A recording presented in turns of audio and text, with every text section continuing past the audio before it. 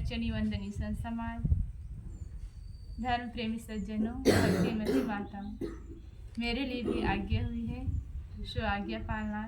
कुछ देर विचार प्रस्तुत है।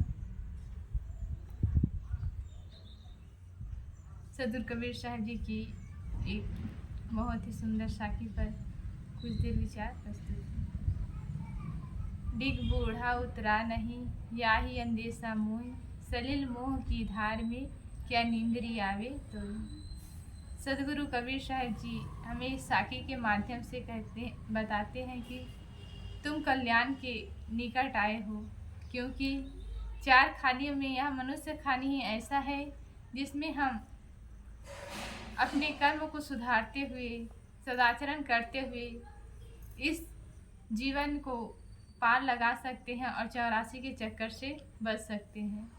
हम वासना को काटते जाए और अपने मन में धीरे धीरे सभी वासनाओं, सभी आदत, सभी बुरी आदत को छोड़ते जाए तो हम इस भवसागर से तर सकते हैं।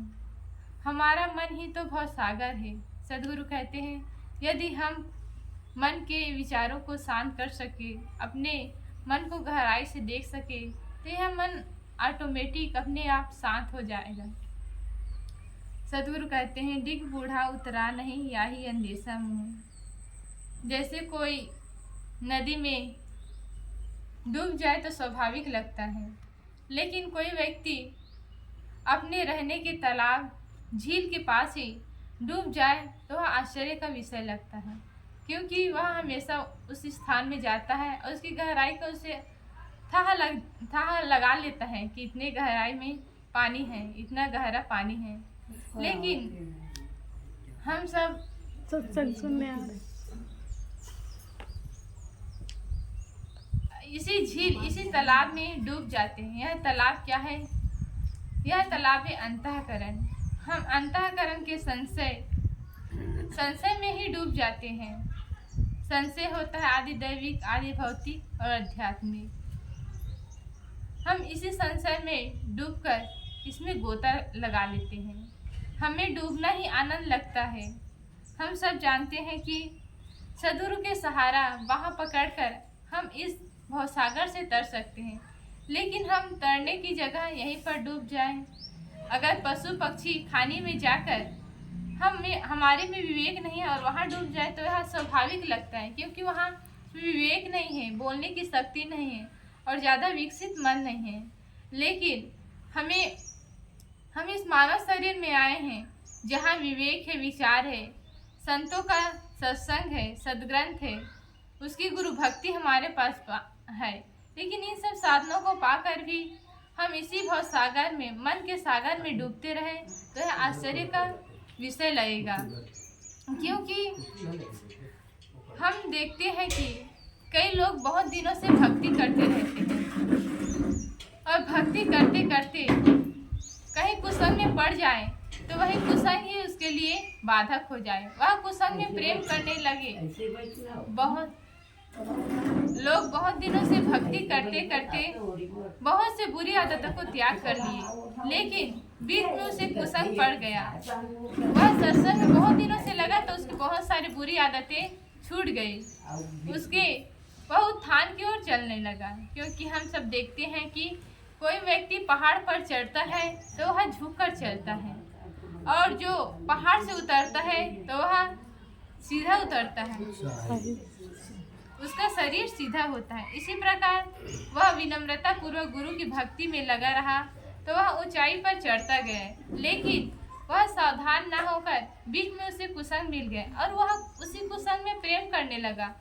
और कुसंग में प्रेम करते करते उसका मन लग गया और उसी कुसंग के चक्कर में अपना पतन कर लिए। तो सदगुरु कहते हैं कि सलिल मोह की धार में क्या नींदरी आए तो तुम तो कल्याण के बहुत निकट पहुंच गए थे। तुम्हें गुरु की भक्ति मिल गई थी, साधना करने लगे थे, भक्ति करने लगे थे, सत्संग को समझने लगे थे, जड़ क्या है, चेतन क्या है, सत्य क्या है, असत्य क्या है, इन सब बातों की परख हो गई थी। कौन सी वस्तु खाने योग्य है, कौन सी वस्तु त्याज्य करने वाले है, कैसा व्यवहार करना चाहिए, कैसी बर्ताव करना चाहिए, कैसे हमें मन को देखना चाहिए, इन सब सारी अच्छी आदतों को पकड़ लिए थे।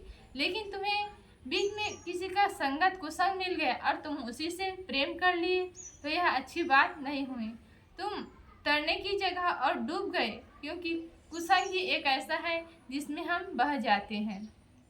जैसे कुसंग भी हम कहते हैं कि हम कुसंग में पड़े थे, लेकिन हम उसकी बुरी आदतों को नहीं लिए।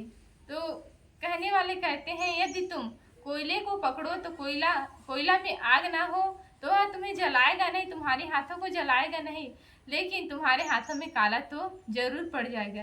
इसी प्रकार तुम कुसंग में प्रेम करने लगे, तुम्हारे में अच्छी आदतें हैं, ये तो बात ठीक है, लेकिन तुम कुसंग में पड़कर और आगे नहीं बढ़ सकते। अपने ऊंचाई पर इस भव सागर से पार नहीं हो सके, क्योंकि तुम वहीं रुक गए। तो सदगुरु कहते हैं, तुम सलिल मोह की धार में क्या नींदरी आवे, तो क्या इस संसार के मोह ममता और पत्नी बच्चे संसार घर गृहस्थी धर्म जो पूजा पाठ है, जो देवी देवता भूत भवानी मनाने में, इसके चक्कर में पड़ गए, अपने दोस्ती के चक्कर में पड़कर कुसंग में जाने लगे और अपना विवेक खोने लगे, तो सारा किया धराया वहीं तक रह गया और तुम कुसंग में पड़कर अपना दिशा ही बदल दिए।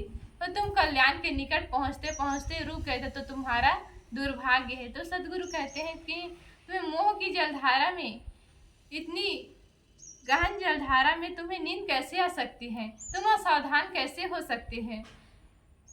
कहते हैं कोई व्यक्ति गिर जाए तो गिर गए तो लेकिन उसे पुनः उठने का प्रयास करना चाहिए। जो व्यक्ति कुसंग में पड़ गए तो पड़ गए, लेकिन वक्त रहे से उसे सचेत होकर सावधान होकर अपने दिशा को बदल लेना चाहिए और उसे समझ जाना चाहिए कि कुसंग से प्रेम करने से मेरा ही नुकसान होता है।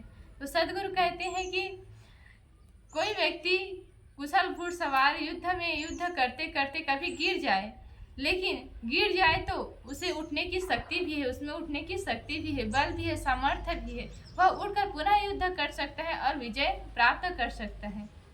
इसी प्रकार तुम कुसंग में पड़ गए, लेकिन तुम में विवेक है, विचार है, तुम समझ सकते हो, गुरु की भक्ति में परख सकते हो, तुम कुसंग की रास्ता को वहीं छोड़कर और सत्संग में आगे बढ़कर अपने जीवन का उद्धार कर सकते हो। लेकिन यह सब ना करके तुम मोह की जलधारा में कुसंग में ही प्रेम करके अपने जीवन को बर्बाद कर रहे हो।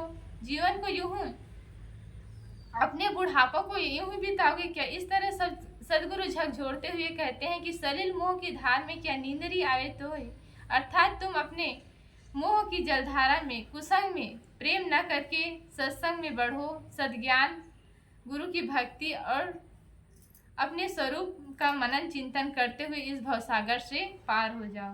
तो सदगुरु कहते हैं कि तुम मोह की जलधारा में न सोकर इस मानव रत्न को, क्योंकि कहते हैं रतन का जतन करो, माड़ी का सिंगार आया कबीरा फिर गया झूठा है अहंकार।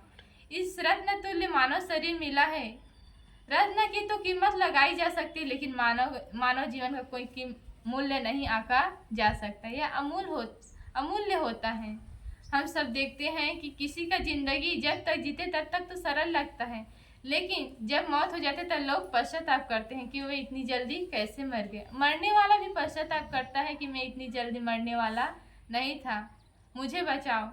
सब लोग मौत से घबराते हैं क्योंकि वे कुसंग में पड़कर अपने गलत रास्ता का चयन करके गलत संस्कार इकट्ठा कर लेता है। तभी तो वह मौत आने पर डरता है, घबराता है, भयभीत होता है और सोचता है कि मैं इतनी जल्दी मरने वाला नहीं था, कैसे मेरी मौत इतनी जल्दी हो रही। ऐसा वह चिंतित होता है, आंखों में आंसू भरकर रोता है, क्योंकि वह सत्कर्म नहीं कर रहता है।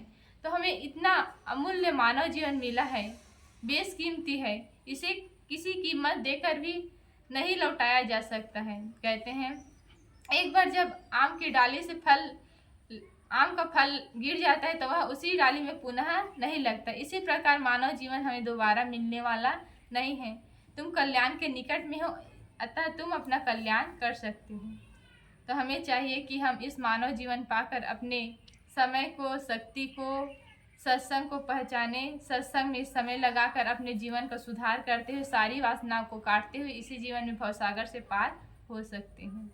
तो मैं एक साखी पर अपना विचार रखी। दिग बूढ़ा उतरा नहीं आही अंदेशा मोह, सलिल मोह की धार में क्या नींद रियावे तो ही। इन्हीं शब्दों के साथ मैं अपनी वाणी को विराम देती हूँ। बोलिए सद्गुरुदेव की।